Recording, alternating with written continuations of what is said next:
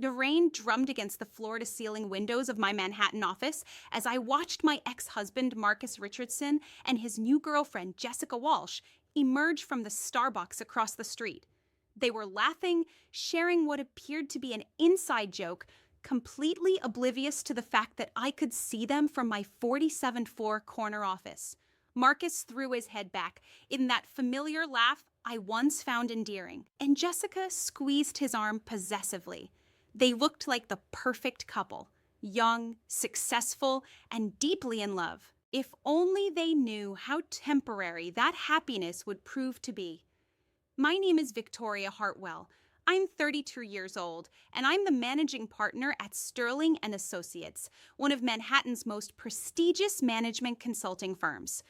I have a corner office overlooking Central Park, a seven-figure salary, and a reputation for turning around failing companies with surgical precision. But 18 months ago, I was just another betrayed wife, sitting in my $4,000 Hermes dress at our anniversary dinner, completely unaware that my husband was texting his mistress under the table.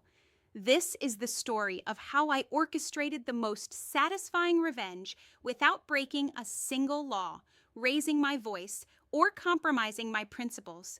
This is how I learned that the most devastating victories are often the quietest ones.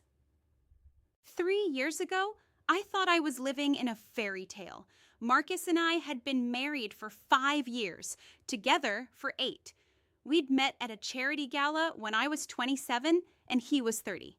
I was already making waves at Sterling and Associates as their youngest director, and he was a rising star at Goldman Sachs, working his way up from analyst to vice president with impressive speed.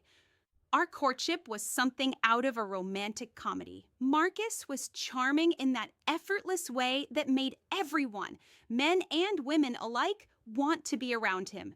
He had sandy brown hair that he was always running his fingers through when he was thinking, green eyes that crinkled at the corners when he smiled, and a confidence that bordered on arrogance but somehow remained attractive. He pursued me with the same intensity he brought to closing deals. Flowers delivered to my office every Friday, surprise weekend trips to wine country, thoughtful gifts that showed he actually listened when I mentioned wanting something. When he proposed at the top of the Empire State Building during a private after-hours visit he'd somehow arranged, I said yes without hesitation. Our wedding was featured in Manhattan Magazine. 200 guests, a reception at the Plaza, and a honeymoon in Santorini that lasted 2 weeks.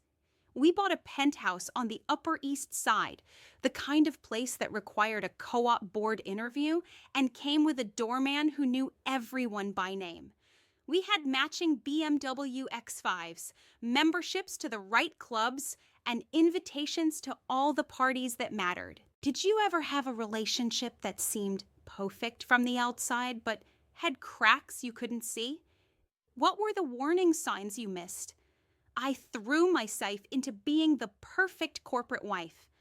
I organized dinner parties where Marcus could network with my clients, remembering everyone's names, their children's schools, their vacation preferences. I coordinated our social calendar around his career needs, attending company events where I smiled and made small talk with his colleagues' wives while the men discussed business. But even in those girly days, there were signs I chose to ignore. Marcus had a habit of becoming intensely focused on female colleagues he was mentoring. There was Sarah from the Mergers and Acquisitions department, whom he spent long hours training on complex deals. Then came Manda, a brilliant analyst who somehow required an unusual amount of Marcus's personal attention to succeed. Each time, he explained it away as part of his leadership responsibilities. "You know how competitive it is here, Vic?" he'd say, using the nickname that made me feel like we were a team. "These women need someone who believes in them. The old boys network is still strong, and I want to be the guy who breaks it down. I found it admirable, progressive even. My husband was a feminist ally supporting women in finance. How could I object to that? The late nights became more frequent. Weekend, client emergencies that required his immediate attention. Business trips where communication would mysteriously go dark for hours at a time. But Marcus always had explanations, and I wanted to believe them. Trust, after all, was the foundation of our marriage. Looking back, I realized I was complicit in my own deception. I was so busy building my own career and maintaining our lifestyle that I didn't want to examine the cracks too closely. It was easier to believe that my husband was simply dedicated to his work than to consider the alternative. The beginning of the end came on a Tuesday night in October, exactly 18 months ago. I was in our home office working late on a presentation for a potential client, a tech startup whose CEO had specifically requested me after reading about our success with similar companies. Marcus had said he'd be home late, something about a deal that needed to close before the Asian markets opened. At 2:17 a.m., his phone buzzed on the nightstand. I reached for it automatically, thinking it might be an emergency. The message preview made my blood run cold. Can't wait for this weekend, baby. 3 days at the Hamptons house, just us. You know what to tell Victoria? The sender was listed as J. Walsh Work. I sat in our king-size bed, staring at the phone screen until it went dark. Then I turned it back on and read the message again and again. My hands weren't shaking. That would come later. In that moment, I felt nothing but a strange, detached clarity. I could have confronted Marcus right then. I could have called the number and spoken to Jay Walsh directly. I could have thrown his phone against the wall and demanded explanations. Instead, I carefully placed the phone back on the nightstand, lay down next to my sleeping husband, and began to plan. You see, spending 8 years in management consulting teaches you certain skills. You learn to gather data before making decisions. You learn to identify problems systematically. And most importantly, you learn that emotional reactions, while natural, rarely lead to optimal outcomes. Over the next few days, I became a detective in my own life. I started paying attention to details I'd previously overlooked. The way Marcus angled his phone screen away from me when he was texting, how he'd started working out more and buying new clothes without mentioning it. The fact that our joint credit card statements showed charges at restaurants I'd never been to, on nights when he claimed to be working late at the office. Have you ever found yourself in a situation where you suspected something but were afraid to confirm it? What held you back from seeking the truth? The name Jay Walsh haunted me. I spent my lunch breaks researching Goldman Sachs employee directories, social media profiles, anything that could give me more information. What I found was Jessica Marie Walsh, 28, junior associate in the investment banking division. Her LinkedIn profile showed she'd graduated from NYU with an MBA just 3 years earlier. Her Instagram was a carefully curated collection of aspirational lifestyle content, expensive brunches, designer handbags, and workout selfies at high-end gyms. But it was her Twitter account that provided the most insight. Jessica Walsh was ambitious, driven, and not particularly subtle about her desire for the finer things in life. She tweeted about wanting to live in Manhattan penthouses, vacation in the Hamptons, and marry someone who could provide the lifestyle she deserved. The pieces began falling into place with sickening clarity.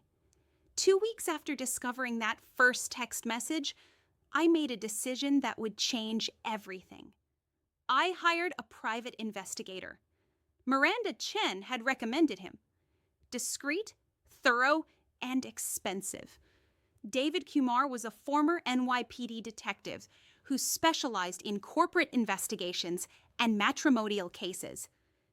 Over coffee at an anonymous diner in Midtown, I explained what I suspected and what I needed to know. "Mrs. Richardson," he said, stirring sugar into his coffee with methodical precision, "I have to ask, are you prepared for whatever I might find? Sometimes not knowing is easier than knowing." I met his eyes directly.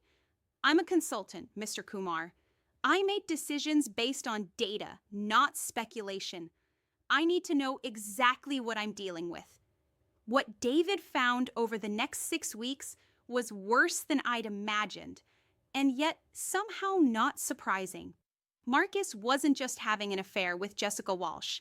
Over the past 2.5 years, he'd been involved with at least 4 different women from his office, plus 2 clients, and our neighbor's daughter, Sophie, who was barely 23 and working as a paralegal while finishing law school. The documentation was extensive.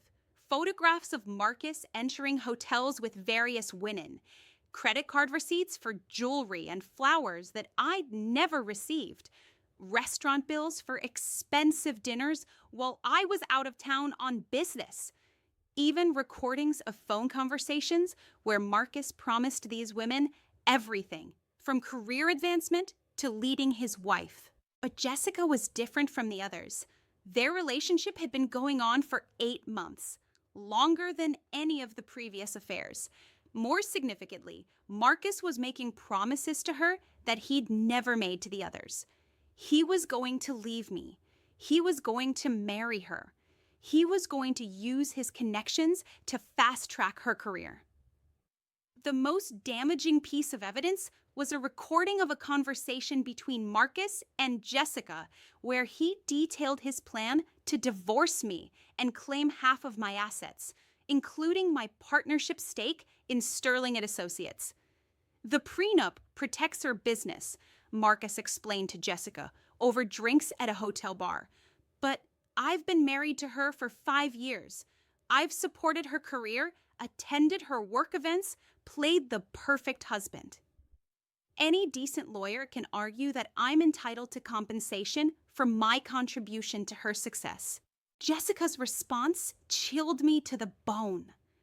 "Once we're married, I'll have access to all those client relationships. I could start my own firm with the connections you'll have from both your companies." What would your breaking point be? What would someone have to do or say to make you realize that forgiveness wasn't an option? That night, I sat in my home office surrounded by David's reports, photographs, and recordings. The evidence filled 3 thick folders. I could have taken everything to a divorce attorney immediately and probably walked away with a favorable settlement. I could have confronted Marcus with proof of his infidelity and demanded he end the affairs. Instead, I did something that surprised even me. I smiled. For the first time in months, I felt completely in control. Marcus thought he was playing chess while I was playing checkers. He had no idea that I'd just learned the rules to an entirely different game. Before I could execute any kind of strategy, I needed to understand my position completely.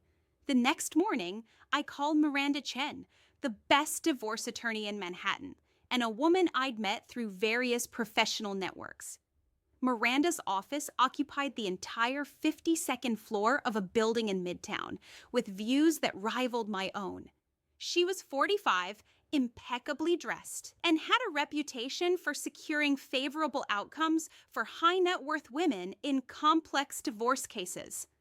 "Victoria," she said, reviewing the prenuptial agreement Marcus and I had signed 6 years earlier, "this is actually quite favorable to you. Your husband's attorney was either inexperienced or overconfident." She walked me through the details with surgical precision. The prenup protected my stake in Sterling and Associates completely. Marcus had no claim to my partnership or the income it generated. More importantly, there was an infidelity clause that I'd forgotten about. If either party could prove systematic adultery, the cheating spouse forfeited their claim to several categories of shared assets. The key word here is systematic, Miranda explained. One affair might be forgiven as a mistake. Multiple affairs demonstrate a pattern of behavior that fundamentally violates the marriage contract. But she also warned me about the challenges ahead. Marcus has been building relationships with your clients through social events. He could argue that he contributed to your professional success. And if he's smart, he'll claim emotional alienation, that you were so focused on your career that he felt neglected. That's when I understood that winning this battle would require more than just legal maneuvering. I needed to protect my professional relationships, document Marcus's behavior comprehensively, and ensure that when the time came, no one would question who was the victim and who was the perpetrator. Have you ever been in a situation where you realized that being right wasn't enough? You had to be strategic to protect yourself? How did you approach it? The first phase of my strategy involved professional protection. I began subtly repositioning myself within my client relationships. Where I'd previously attended events as Marcus and Victoria Richardson, I started going alone more often, emphasizing my individual expertise and achievements. I also began documenting everything.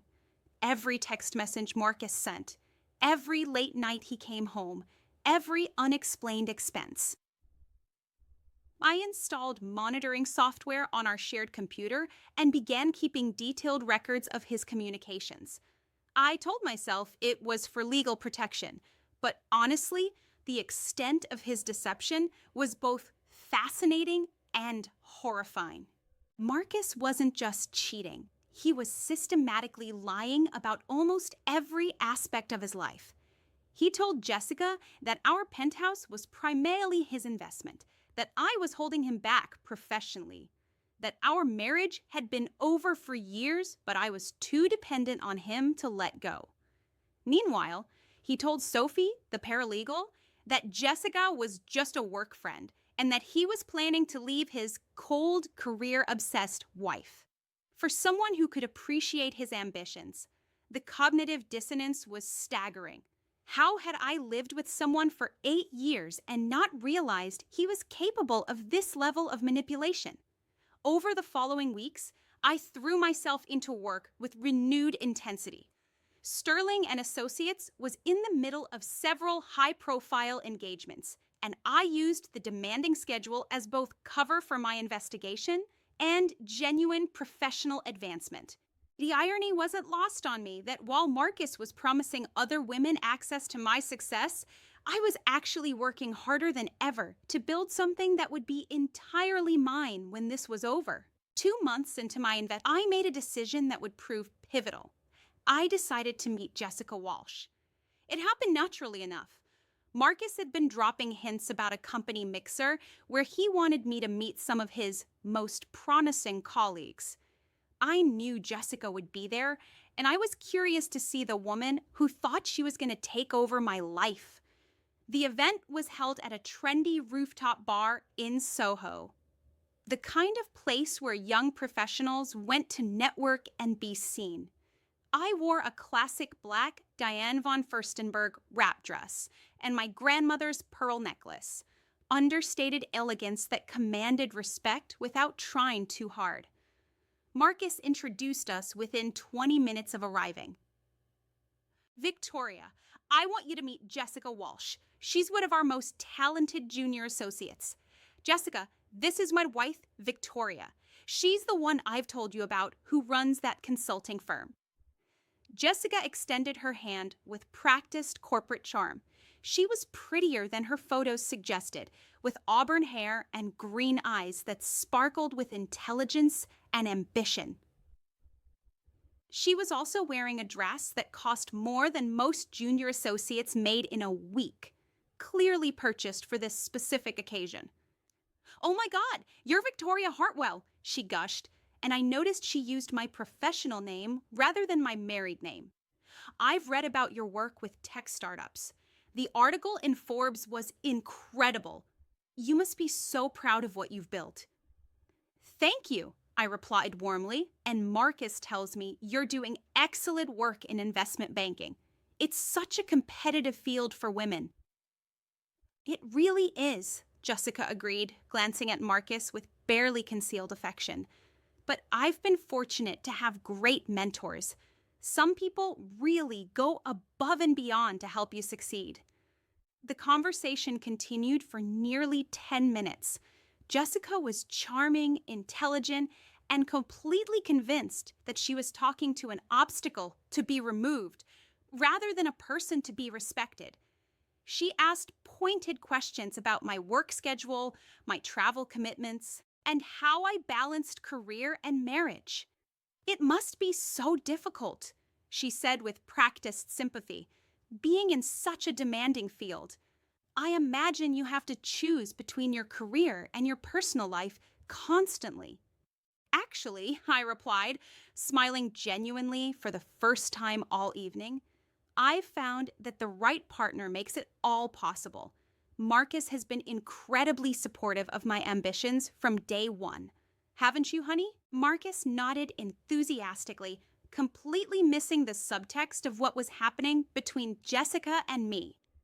As the evening progressed, I watched Jessica work the room with impressive skill. She was networking aggressively, collecting business cards and making connections with senior partners. She was also watching Marcus constantly, monitoring who he talked to and for how long. Have you ever had to pretend to like someone who you knew was plotting against you? How did you manage to keep up the facade? But the most interesting moment came when Jessica thought I was in the restroom. I'd actually stepped onto a quieter part of the terrace to take a call from a client in London. From my position behind a decorative screen, I could hear Jessica talking to her friend Sarah, another junior associate. She's not at all what I expected, Jessica was saying.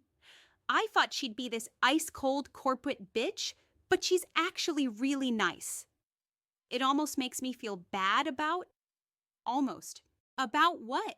Sarah asked. Nothing. Never mind. But Marcus was right. She is completely obsessed with her career. Did you see how she took that work call in the middle of a social event? Who does that? Sarah's response was barely audible, but I caught enough. Just be careful, Jess. Married men always say they're going to leave their wives, but... What? This is different, Jessica interrupted. Marcus isn't like other guys. And besides, have you seen their apartment? Once I'm Mrs. Richardson, I'll have access to her client base, her professional network, everything. We could start our own firm. I stayed behind that decorative screen for several more minutes, listening to Jessica detail her plans for our mutual future. She had researched our penthouse, our assets, even my client relationships. She knew exactly how much Sterling and Associates was worth and had calculated her potential share down to the dollar.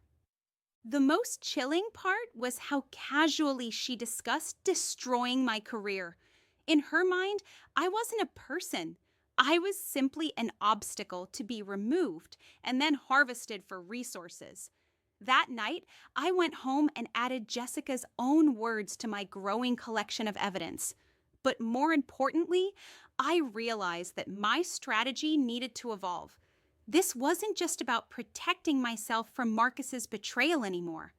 Jessica Walsh was actively plotting to steal my life. And she needed to understand that some women don't go quietly. Manhattan's financial district operates on relationships, reputation, and information.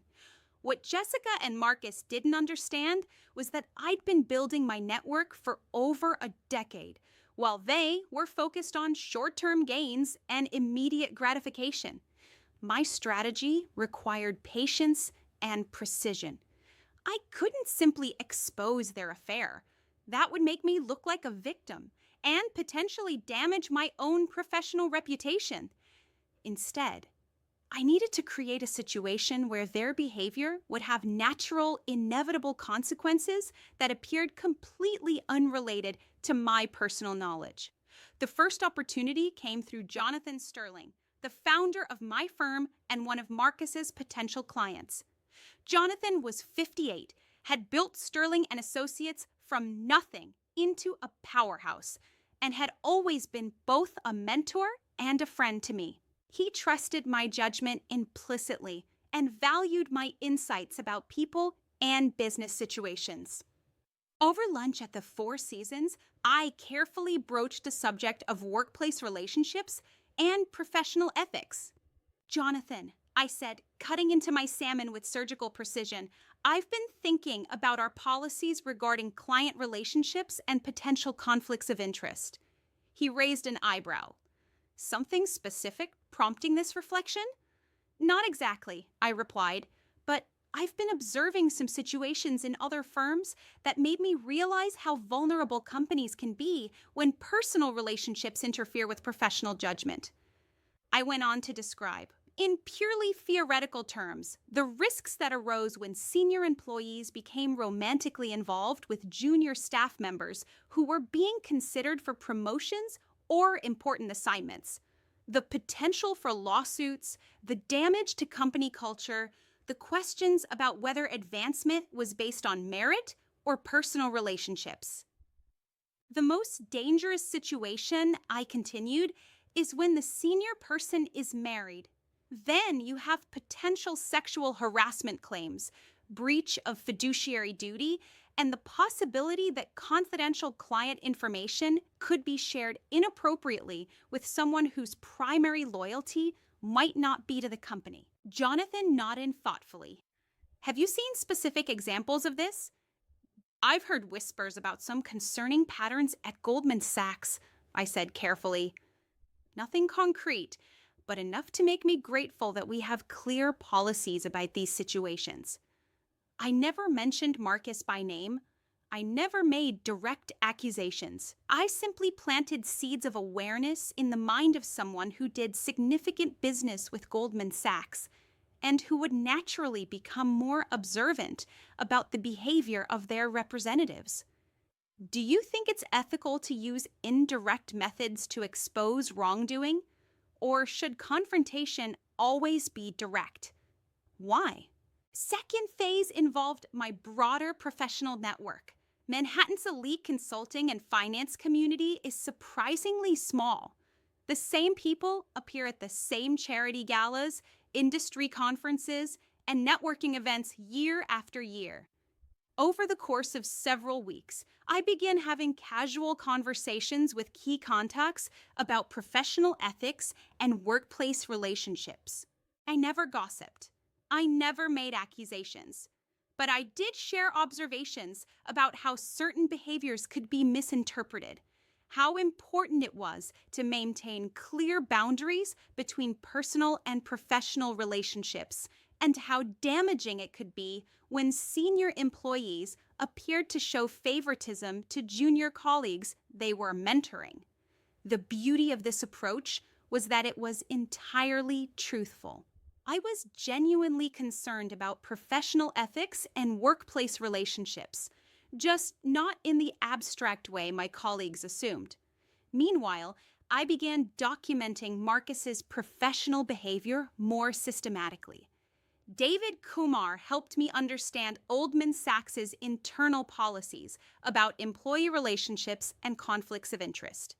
What we discovered was that Marcus was potentially violating several company guidelines, not just through his relationship with Jessica, but through his history of inappropriate relationships with junior colleagues. The most damaging evidence was a series of emails where Marcus had recommended Jessica for high-profile assignments while simultaneously coordinating their weekend getaways. The timeline made it clear that his professional recommendations were directly tied to their personal relationship. But I still needed a catalyst, something that would bring all of this to light naturally, without my fingerprints on it. That catalyst came in the form of Marcus's own arrogance. Marcus had always been proud of his ability to manage multiple priorities, as he put it. What he didn't realize was that his confidence in his own cleverness was about to become his downfall. In late January, Goldman Sachs announced that they were looking for new consulting partners for a major restructuring project. Sterling and Associates was one of 3 firms being considered for the contract, which would be worth approximately $2.3 million over 18 months. The irony was delicious. Marcus would be part of the team evaluating potential consulting firms, including my company. He saw this as an opportunity to demonstrate his influence and perhaps even to leverage the situation for personal gain with Jessica. What he didn't know was that I'd been cultivating this opportunity for 6 months, long before I knew about his involvement. My team had been developing innovative approaches to organizational restructuring that were perfectly suited to Goldman Sachs' needs. The first meeting was scheduled for a Tuesday morning in February. I arrived at Goldman Sachs offices dressed in my most authoritative outfit: a tailored navy suit, minimal jewelry, and the kind of confidence that comes from knowing you're exceptionally good at your job. Marcus was part of the 5-person evaluation committee. He'd introduced me to his colleagues with obvious pride, emphasizing our marriage as if it were a professional credential. Victoria brings a unique perspective to organizational challenges, he said, his hand briefly touching my shoulder in a gesture that I now recognized as possessive rather than supportive. I've had the pleasure of observing her strategic thinking firsthand. The presentation went flawlessly. My team had prepared meticulously, and our proposed approach addressed every one of Goldman Sachs' stated concerns while offering innovative solutions they hadn't considered. The committee asked probing questions, and I answered each one with data-driven precision and creative insight. But the most interesting part of the meeting happened afterward, during the informal networking session. Jessica Walsh appeared as if by accident, introducing herself as someone who was fascinated by organizational psychology and asking thoughtful questions about our methodology. She was clearly trying to gather intelligence about our approach, probably at Marcus's suggestion. "Your presentation was incredibly impressive," she said, her voice warm with admiration that I now knew was entirely calculated. "I'm especially interested in your thoughts about how organizational changes affect individual career trajectories." "That's a sophisticated question," I replied. "In my experience, organizational changes tend to accelerate existing trends. People who are genuinely valuable to the organization usually find their careers enhanced by restructuring. Those who have been relying on relationships or politics rather than performance," I paused meaningfully. "Well, those situations tend to become more transparent during times of change." Jessica's smile faltered almost imperceptibly. "That's a fascinating perspective. I find that most people know deep down whether their success is based on merit or other factors," I continued. "Restructuring just makes those distinctions more obvious to everyone else. Have you ever been in a situation where you could send a warning to someone without them realizing it was a warning? Did they pick up on the subtext?" The meeting ended with handshakes and promises of follow-up communication within a week. As I was leaving, Marcus caught up with me in the lobby. "That went really well," he said, his voice filled with the kind of enthusiasm I remembered from our early dating days. "I think you've got a real chance at landing this contract." "I hope so," I replied neutrally. "It would be an interesting challenge. Maybe we could celebrate tonight," he suggested. "I could make reservations at that place you like downtown." I almost laughed. Here was my husband asking me on a date to celebrate a professional success that he was planning to help Jessica Walsh undermine, while simultaneously plotting to divorce me and steal half my assets. I'd love to, Marcus, but I have a client dinner tonight. Rain check? He nodded, but I caught a flash of something. Relief in his eyes? No doubt he had plans with Jessica that he'd been prepared to cancel if necessary. That evening, while Marcus thought I was at a client dinner, I was actually meeting with David Kumar to review the latest intelligence on Jessica's background and Marcus's recent activities. What David had discovered was troubling on multiple levels.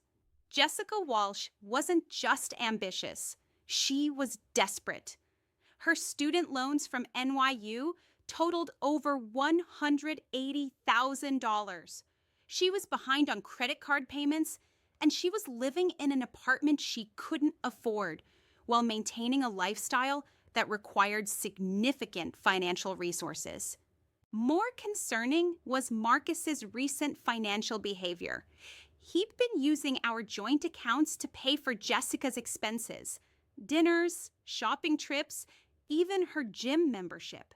He'd also taken a $50,000 advance against his bonus to cover what he'd told his supervisor was unexpected medical expenses. Mrs. Richardson, David said, sliding a folder across the table, I need to show you something that changes the timeline significantly. The folder contained printouts of text messages between Marcus and Jessica from the past week. They weren't just planning their future together, they were planning to accelerate it dramatically. Marcus had been accepted to Goldman Sachs' London office, a transfer that would become effective in 6 months. He was planning to take Jessica with him, positioning the move as a fresh start for both of them. More significantly, he was planning to file for divorce just before the transfer, hoping to settle quickly and quietly before moving overseas. The most damaging text was from Jessica. Once we're in London and you've got the divorce settlement, we can start our own firm with the client relationships from both companies. Your wife won't be able to do anything about it from New York. I closed the folder and looked at David calmly. How long do I have? Based on these messages, I'd estimate 6 to 8 weeks before he makes his move, David replied. Maybe less if something accelerates his timeline. That night, I sat in my home office and revised my strategy completely. I was no longer planning a defensive response to betrayal. I was planning a preemptive strike against 2 people who were actively plotting to destroy my career and steal my life's work. The gloves were coming off. The next morning, I made 3 phone calls that would change everything. The first was to Miranda Chen, my attorney. Miranda, I need to accelerate our timeline. I want divorce papers prepared, but not filed. I also need you to draft a cease and desist letter regarding intellectual property and client relationships, but don't send it yet. The second call was to my accountant, Eleanor Vasquez, one of the most respected forensic accountants in Manhattan. Eleanor, I need a complete audit of all joint assets, including a detailed analysis of unauthorized uses of shared accounts over the past year. The third call was to my assistant, Rebecca. Rebecca, I need you to schedule individual meetings with our top 10 clients over the next 2 weeks. Tell them I want to discuss expanding our service offerings and ensuring continuity of our relationship. I was moving to protect everything Marcus and Jessica thought they could take from me. But I also needed to create an opportunity for them to expose themselves completely. For that, I needed to be more strategic than I'd ever been in my professional life. The opportunity came sooner than expected in the form of the Goldman Sachs consulting contract. 3 days after my presentation, I received a call from the head of their procurement committee. Sterling and Associates had been selected as their preferred vendor, pending final approval from the executive committee. The contract signing was scheduled for the following week. That evening, Marcus came home with champagne and flowers. "Congratulations, Vic," he said, using the nickname that now made my skin crawl. "I heard you got the Goldman Sachs contract. This is huge for your career." "Nothing's final yet," I replied carefully. "But yes, it looks promising." "You should celebrate," he continued, popping the cork on a bottle of Dom Perignon. "This kind of success doesn't happen every day." I accepted the champagne, watching Marcus's face carefully. He was excited, but there was something else, a calculation behind his eyes that I was beginning to recognize. "You know," he said casually, "this contract could really open doors for you. International opportunities, bigger clients. You might want to consider expanding your team, maybe bringing in some fresh talent from investment banking." I nearly choked on my champagne. "Fresh talent from investment banking?" "Just thinking out loud," Marcus replied. "Someone like Jessica Walsh, maybe. She's brilliant with financial restructuring, and she's been looking for new challenges." The audacity was breathtaking. Marcus was actually suggesting that I hire his mistress to work on a contract he'd helped me secure, probably so Jessica could gather intelligence on my methods and client relationships before they both disappeared to London. Have you ever been in a situation where someone's manipulation was so obvious that you almost admired their nerve? How did you respond? "That's an interesting thought," I said neutrally. "I'll keep it in mind." Over the next few days, I let Marcus believe his plan was working. I asked casual questions about Jessica's qualifications, mentioned that I was considering expanding my team, and even suggested that Marcus bring her to our upcoming anniversary dinner so I could get to know her better. Meanwhile, I was orchestrating a much more sophisticated strategy. Through Eleanor's forensic analysis, I discovered that Marcus had been systematically draining our joint accounts for almost a year. The unauthorized expenses totaled nearly $75,000, money spent on Jessica, other affairs, and preparations for his planned new life. More importantly, he'd been using company credit cards for personal expenses, a clear violation of Goldman Sachs ethics policies. David Kumar's continued surveillance revealed that Marcus and Jessica were meeting almost daily, often during work hours, and frequently at expensive hotels charged to Marcus's company account. They were also apartment hunting in London's financial district, looking at properties that would require a significant down payment. But the most valuable intelligence came from an unexpected source.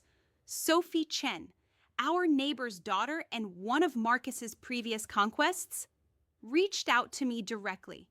Sophie was 23, a paralegal at a prestigious law firm, and apparently much smarter than Marcus had realized.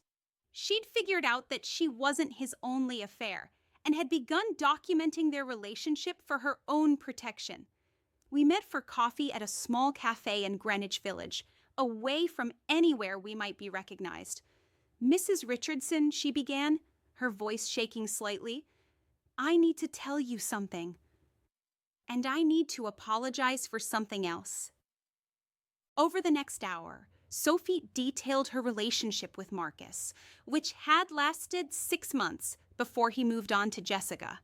But more importantly, she shared recordings and text messages that revealed Marcus's entire pattern of behavior. He had used the same techniques with every woman.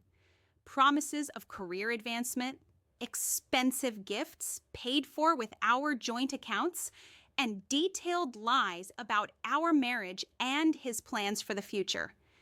"He told me you were getting divorced," Sophie said, tears in her eyes. "He said you'd grown apart and that you both just hadn't made it official yet. I would never have gotten involved if I'd known he was lying." The recordings Sophie provided were devastating. In them, Marcus detailed his strategy for leaving me while maximizing his financial gain. He talked about using his connections to damage my professional relationships, about taking Jessica to London to start a competing firm, and about how he planned to claim that his emotional support during our marriage entitled him to half my business assets. Sophie, I said gently, why are you telling me this now? She looked down at her coffee cup. Because Jessica Walsh contacted me last week. She wanted to know what Marcus had promised me about career help. When I told her, she laughed and said I was an idiot for believing him. She said, Sophie paused, struggling with the words. She said Marcus was teaching her everything he'd learned about manipulating women from his previous affairs, including me. I reached across the table and squeezed Sophie's hand. You're not an idiot, Sophie. You're young and trusting, and Marcus exploited that. But thank you for coming to me. That evening, I had everything I needed. Marcus wasn't just unfaithful. He was systematically predatory, financially dishonest, and planning to commit corporate espionage against my firm. Jessica wasn't just the other woman.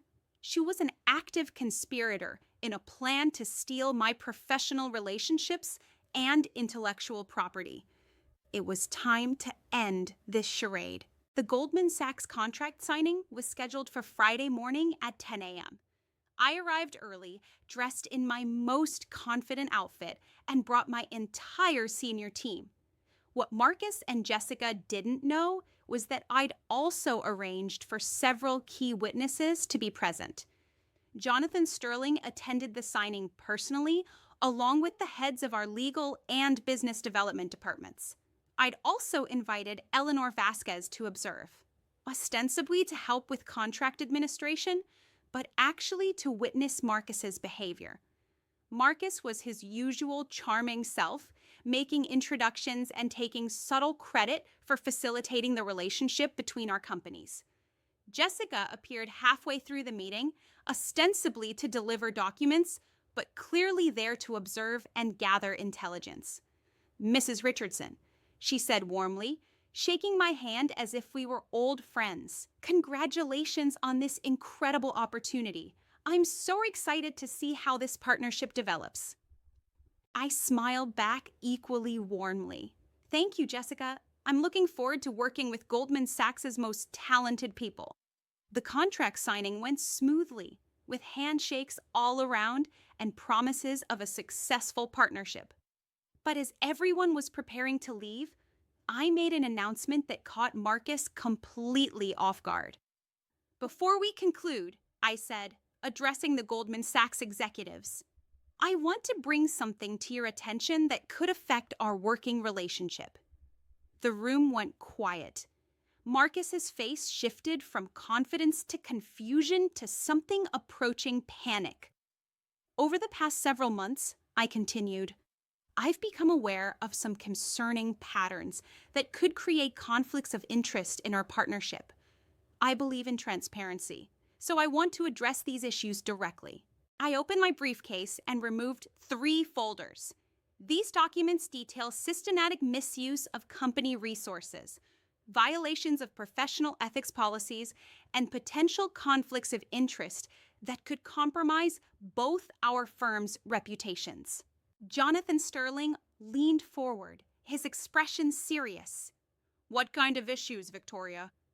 The use of company credit cards for personal expenses totaling over $75,000, I began, sliding the first folder across the table.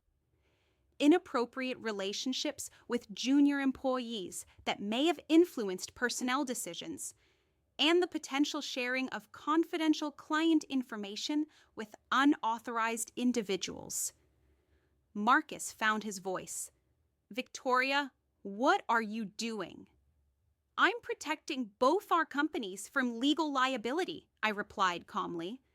Eleanor has prepared a detailed forensic analysis of the financial irregularities. David Kumar, a former NYPD detective, has documented the behavioral patterns, and I have recordings and text messages that demonstrate systematic violations of professional ethics. The Goldman Sachs executives looked stunned. Jessica had gone completely white and was backing toward the door. "This is insane," Marcus said, his voice rising. "You can't just make accusations without proof." I opened the second folder. "These are screenshots of text messages between you and Ms. Walsh discussing your plans to steal my client relationships and start a competing firm in London. These are credit card receipts showing unauthorized personal expenses charged to company accounts. And these are recordings of conversations where you detail your strategy for manipulating junior employees into personal relationships." The room was completely silent, except for the sound of papers rustling as the Goldman Sachs executives reviewed the evidence. Have you ever been in a situation where you had to expose someone publicly? Was it satisfying, or did you feel conflicted about it? Furthermore, I continued, I have evidence that Ms. Walsh has been attempting to gather proprietary information about Sterling and Associates' methodologies and client relationships, presumably to use in a competing venture. Jessica finally spoke, her voice barely above a whisper.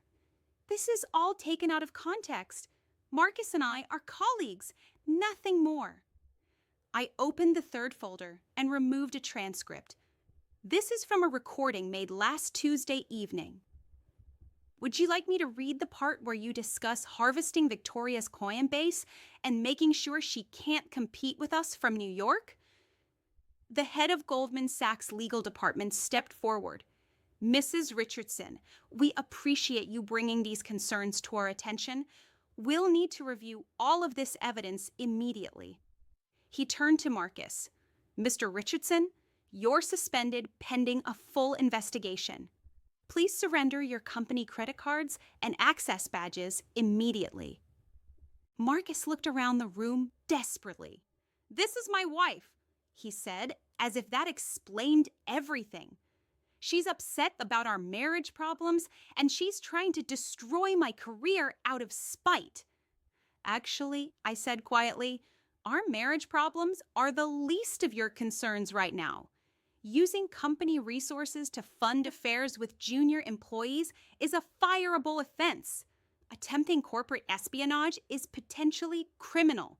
And systematic financial fraud?" I shrugged. "Well, that speaks for itself." Jessica made a move toward the door, but Jonathan Sterling's voice stopped her. "Miss Walsh, I think you should stay. We'll need to discuss your role in all of this." Over the next hour, the full extent of Marcus and Jessica's plan became clear. They had been systematically gathering information about both companies' clients, methodologies, and competitive strategies. They had used company resources to fund their relationship and their planned departure.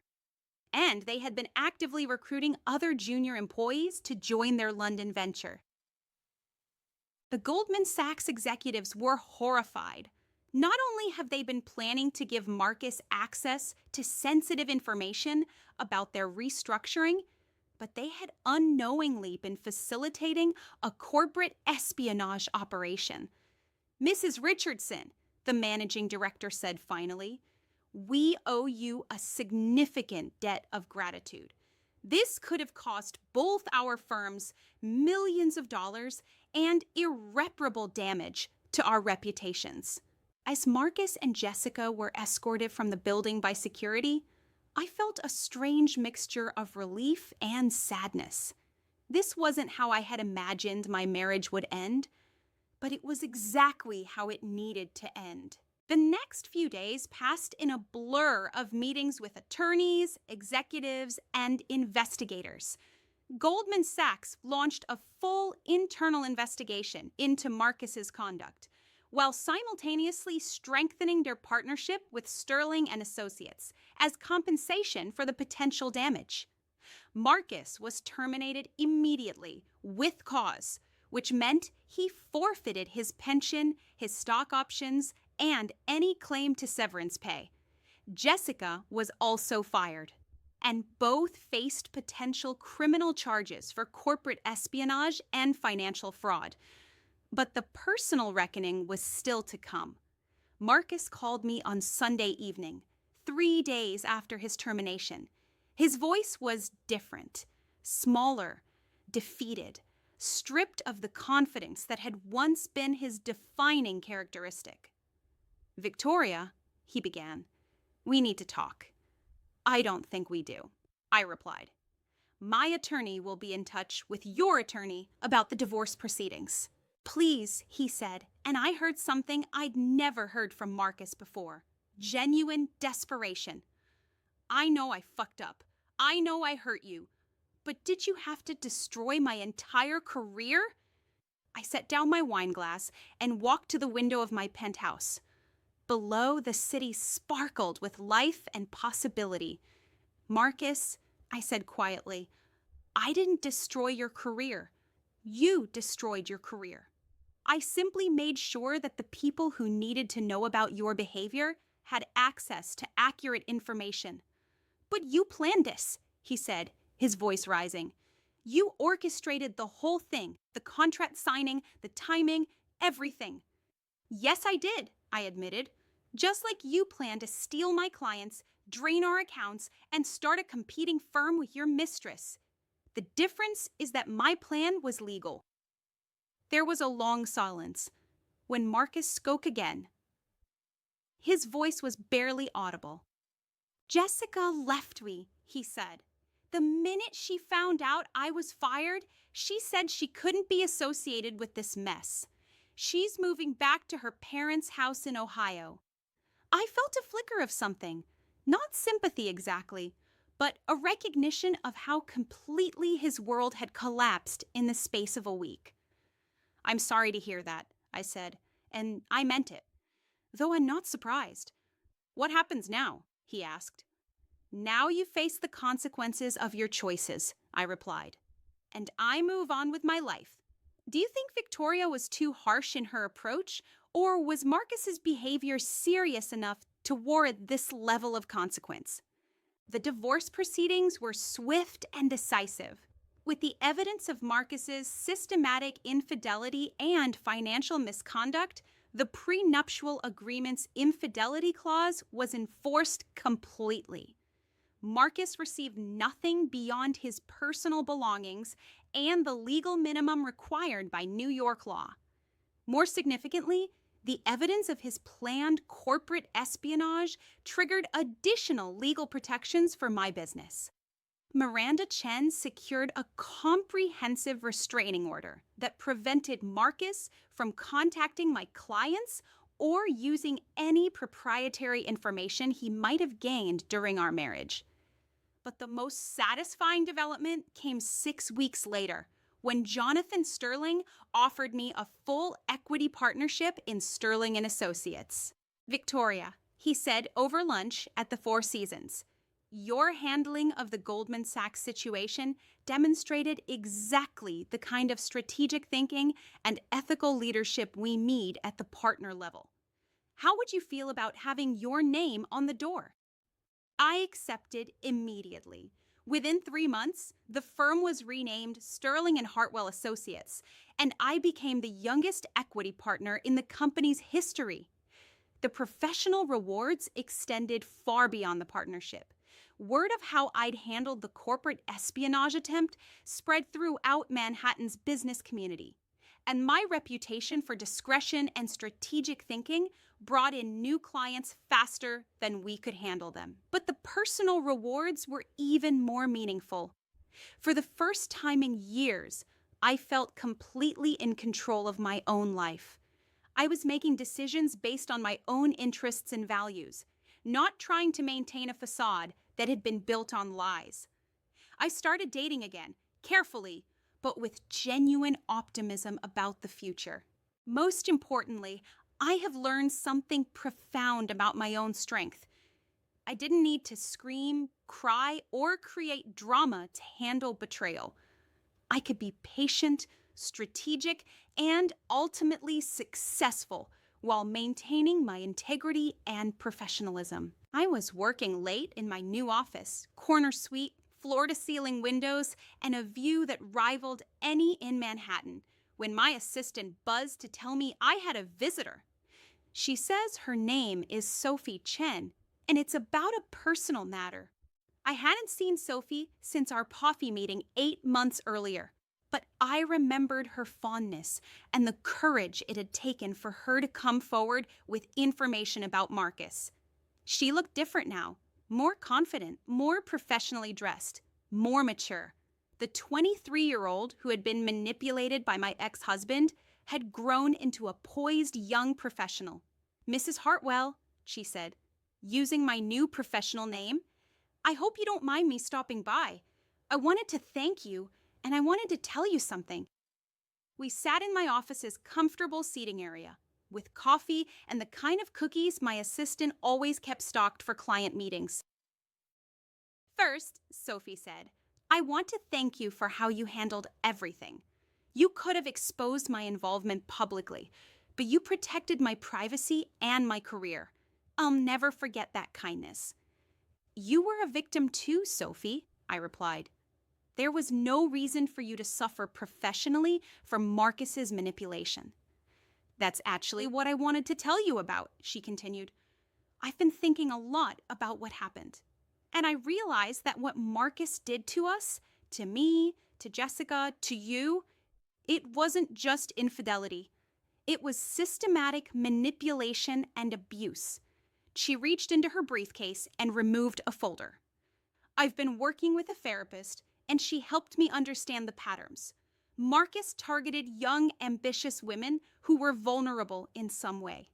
He used his position and resources to create dependency, then exploited that dependency for his own gratification." Sophie opened the folder to reveal what looked like a research project. "I started reaching out to other women who had worked at Goldman Sachs over the past few years. Marcus's behavior was a pattern, Victoria. You and I weren't isolated incidents. We were part of a systematic predatory behavior that the company either didn't notice or chose to ignore." I leaned forward, intrigued by the thoroughness of her investigation. "I've documented at least 6 other women who had inappropriate relationships with Marcus or were pressured by him in various ways. Most of them left Goldman Sachs within a year of their involvement with him, and several left the finance industry entirely. The implications were staggering. Marcus hadn't just been unfaithful. He had been a serial predator whose behavior had damaged multiple women's careers and lives." "Sophie," I said carefully, "what do you plan to do with this information?"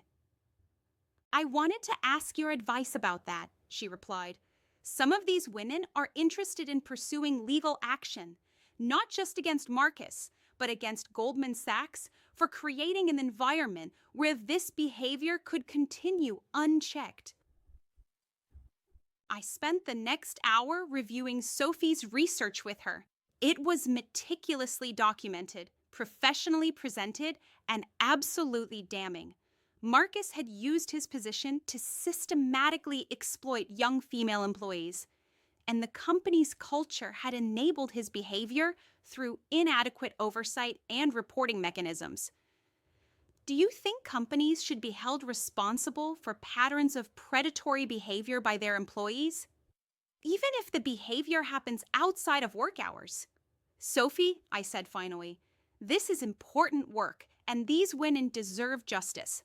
But you need to understand that pursuing this will be difficult, expensive, and emotionally draining." "I know," she replied, "but I also know that if we don't speak up, Marcus will find another job somewhere else and continue this pattern. And other men like him will see that there are no real consequences for this kind of behavior." She was right, of course. My revenge against Marcus had been personally satisfying and professionally protective, but it hadn't addressed the broader systemic issues that had enabled his predatory behavior. Over the next several weeks, I found myself becoming an informal advisor to Sophie and the other women who were considering legal action. I connected them with employment attorneys, helped them understand their rights, and provided strategic advice based on my experience with corporate investigations. The case that eventually emerged was comprehensive and damning. Goldman Sachs faced not just individual lawsuits, but a class action suit alleging systematic gender discrimination and the creation of a hostile work environment that enabled sexual harassment and abuse. Marcus, meanwhile, had been unable to find comparable employment in Manhattan's finance industry. Word of this termination and the reasons behind it had spread throughout the professional community, and no reputable firm was willing to take the risk of hiring him.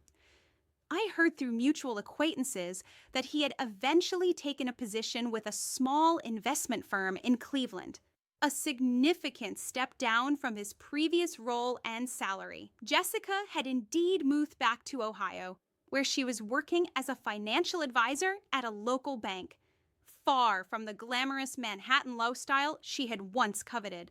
A text message came on a Tuesday afternoon while I was in a client meeting. "Victoria, this is Marcus. I know I'll have no right to contact you, but I need to say something. Could you please call me when you have a moment?" I stared at the message for several minutes, wondering what could have prompted Marcus to break the restraining order that prevented him from contacting me directly. Against way better judgment, I called him back during my lunch break. "Victoria," he said immediately, his voice carrying a weight I'd never heard before. "Thank you for calling me back. I know I'm not supposed to contact you directly, but I didn't know how else to reach you." "Marcus, you're violating a court order by calling me," I said. "This better be important." "It is," he replied. "I wanted to tell you that I've been in therapy for the past year, and I finally started to understand what I did. Not just to you, but to all the women I hurt." I remained silent, unsure where this conversation was heading. "The lawsuits," he continued, "they forced me to confront the reality of my behavior. I spent so many years telling myself that I was just a guy who made some mistakes. But I finally understand that I was systematically manipulative and abusive." "Marcus," I said carefully, "if you're hoping for forgiveness—" "I'm not," he interrupted. "I know I don't deserve forgiveness, and I'm not asking for it. I just wanted you to know that I finally understand what you did and why you did it." He paused, and I could hear him struggling with his words. "You could have just divorced me quietly and moved on with your life," he said. "Instead, you made sure that there were consequences for my behavior and that other people wouldn't be hurt the same way. At the time, I thought you were being vindictive. Now, I realize you were being responsible." I found myself genuinely surprised by his insight. "Marcus, what's prompted this realization?" "I have a daughter," he said quietly.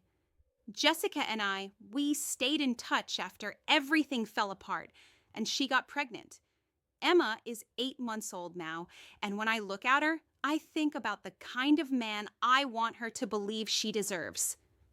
The revelation hit me like a physical blow. Marcus had a child with Jessica. The woman who had plotted to steal my life was now connected to him permanently. "I'm working to become the kind of person who could be a good father to her," Marcus continued.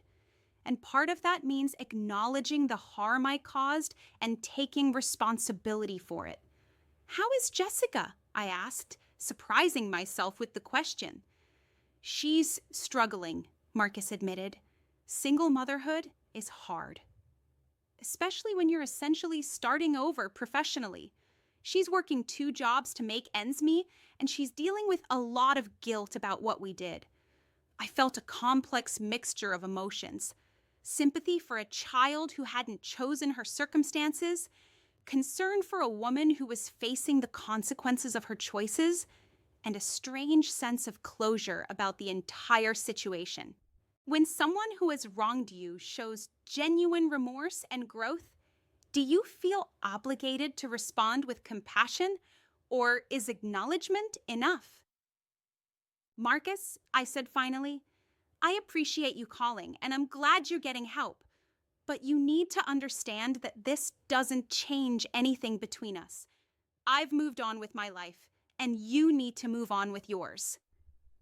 I understand, he replied. I just wanted you to know that your daughter, if you ever have children, will grow up knowing that some women are strong enough to stand up for themselves and others. Emma will grow up knowing that actions have consequences. And that's partly because of what you did. After I hung up, I sat in my office for a long time, processing the conversation. Marcus's call had brought closure to a chapter of my life that I thought was already closed. More importantly, it had reminded me that the consequences of our actions extend far beyond what we can see or predict. The lawsuits against Goldman Sachs had resulted in significant policy changes throughout the financial industry. Companies were implementing stronger oversight of employee relationships, better reporting mechanisms for inappropriate behavior, and more comprehensive training about professional ethics. Sophie Chen had become a leading advocate for workplace safety and had been hired by a major law firm to help develop policies for preventing sexual harassment and discrimination.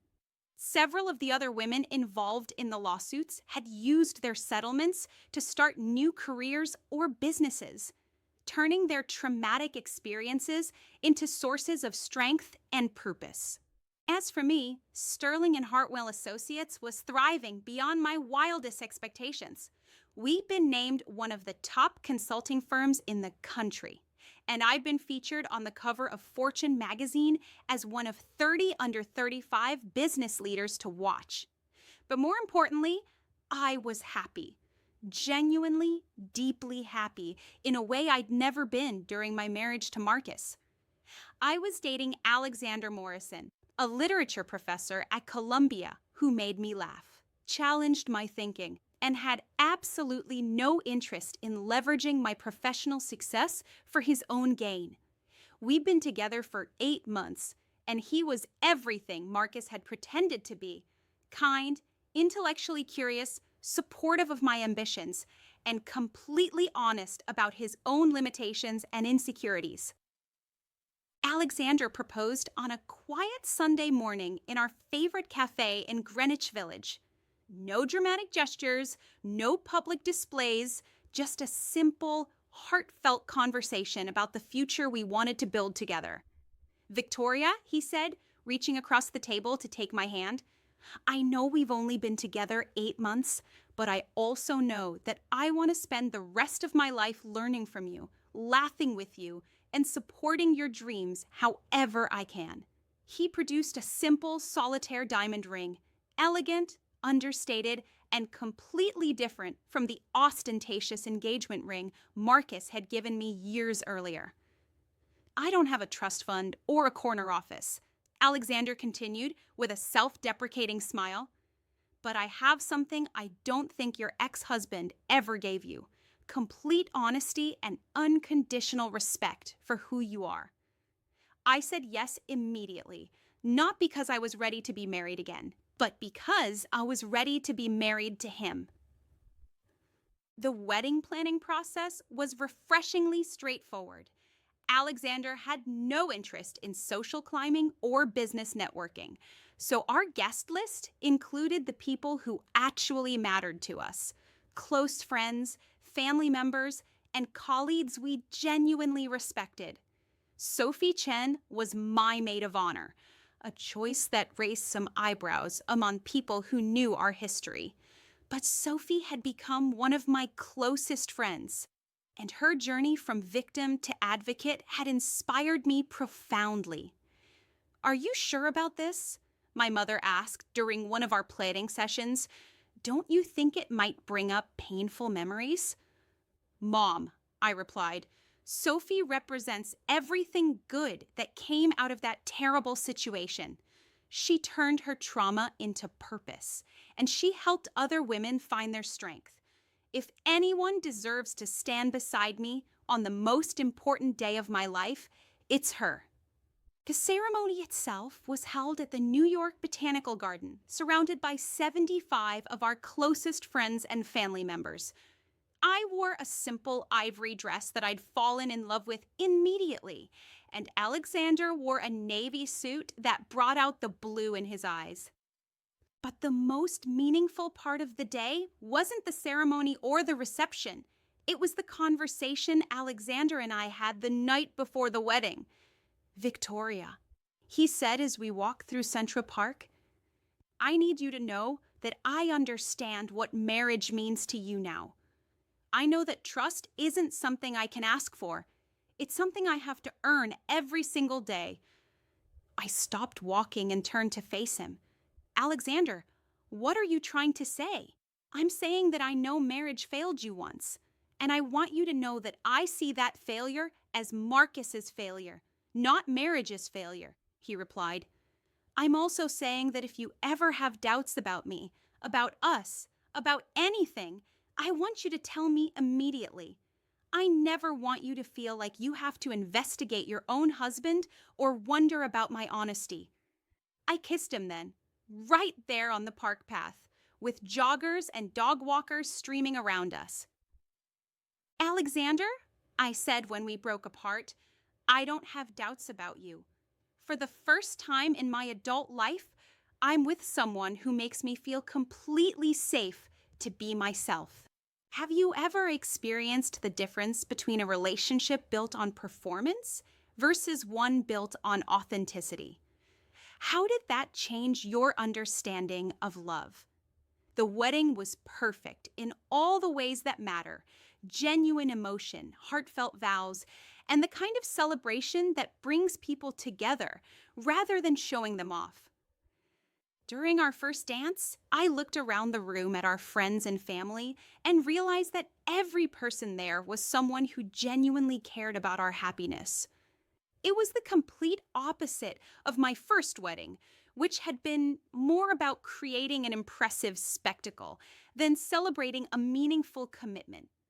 As the evening wound down, Sophie approached me during a quiet moment. Victoria, she said, her voice thick with emotion, I just want you to know how grateful I am that I got to be part of this day. Watching you find real happiness after everything we went through, it gives me hope for my own future. I hugged her tightly. Sophie, your strength helped make this possible. You showed me that we didn't have to let Marcus's manipulation define us. We could choose to become stronger, better people because of what we survived. I'm writing this from my home office in our brownstone in Brooklyn Heights, watching Alexander grade papers in the garden while our 2-year-old daughter, Emma Grace, plays with blocks at my feet. Yes, we named her Emma, partly in honor of Marcus's daughter, and partly because Alexander loved the name's literary connections. Life has a way of coming full circle in unexpected ways. Sterling and Hartwell Associates is now one of the most respected consulting firms in the country, with offices in New York, Los Angeles, and London. I've been featured in Harvard Business Review, given keynote speeches at industry conferences, and been offered positions on several corporate boards. But the professional success, while gratifying, isn't what defines my life anymore. What defines my life is the quiet happiness of Sunday morning breakfasts with Alexander, the joy of watching Emma discover new words, and the deep satisfaction of building something real and lasting. Marcus and I have had no contact since that phone call 3 years ago. I heard through mutual acquaintances that he eventually married someone else, a woman closer to his own age who works in healthcare and has no connection to the finance industry. I genuinely hope he's become the man he claimed he wanted to be for his daughter. Jessica, I learned from Sophie, eventually moved back to New York and started her own financial planning practice, focusing on helping women achieve financial independence. She never reached out to me directly, but she sent a card after Emma was born with a simple note. Congratulations on your beautiful family. You deserve every happiness. I kept the card, not out of sentimentality, but as a reminder that people can change, grow, and find redemption even after making terrible choices. Sophie is now a partner at her law firm and has become a nationally recognized expert on workplace harassment and discrimination. She's also engaged to a wonderful man she met through her advocacy work, someone who admires her strength and supports her mission to protect other women. The lawsuits against Goldman Sachs resulted in a $50 million settlement and comprehensive policy changes throughout the financial industry. More importantly, they created precedents that have helped other women hold companies accountable for enabling predatory behavior. But perhaps the most significant outcome of everything that happened is what I learned about myself. I learned that I'm capable of strategic thinking under pressure, that I can protect myself and others without compromising my values, and that the best revenge truly is living well. Looking back on your own life, what situation taught you the most about your own strength and resilience? I also learned something profound about forgiveness. I did eventually forgive Marcus, not for his sake, but for mine. Carrying anger and resentment was exhausting, and it was preventing me from fully embracing the happiness I'd found with Alexander. But forgiveness doesn't mean forgetting. It doesn't mean pretending that harmful behavior was acceptable. And it definitely doesn't mean giving someone a second chance to hurt you. Forgiveness, I learned, is about freeing yourself from the weight of someone else's choices, so you can focus on building the life you actually want. Today, when young women ask me for advice about dealing with betrayal or professional challenges, I tell them this: your power doesn't come from your ability to hurt the people who hurt you. Your power comes from your ability to protect yourself, learn from difficult experiences, and build something better from the ashes of what was destroyed. The most satisfying victories are quiet ones. They happen when you refuse to let someone else's betrayal define you. They happen when you choose growth over revenge, strategy over emotion, and self-respect over self-pity. They happen when you realize that the best way to win is to build a life so fulfilling that your betrayer's opinion becomes irrelevant. Marcus thought he was playing chess while I was playing checkers. What he didn't realize was that I had learned to play an entirely different game, one where the goal wasn't to destroy your opponent, but to protect what mattered most and build something better than what came before. And in that game, I didn't just win. I thrived. What's your definition of true success? Is it about professional achievement, personal happiness, or something else entirely? Have your priorities changed as you've grown older? Did this story resonate with you? Have you ever been in a situation where you had to choose between confrontation and strategy? I'd love to hear your thoughts in the comments below. Sometimes the most powerful response to betrayal is refusing to let it define your story. If you enjoyed this tale of quiet triumph and strategic thinking, make sure to hit that like button and subscribe for more stories about resilience, growth, and finding strength in difficult situations. Your support means everything to me and helps me continue creating content that explores the complexity of human relationships and the power of personal transformation. What would you have done differently in Victoria's situation? Do you think her approach was justified, or would you have chosen a different path? Share your thoughts. I read every comment and love hearing different perspectives on these complex moral situations. Have you ever had to rebuild your life after a major betrayal or setback? What did that process teach you about yourself? Your stories of resilience and growth inspire me and other readers. So please don't hesitate to share. Don't forget to subscribe and turn on notifications so you never miss a story.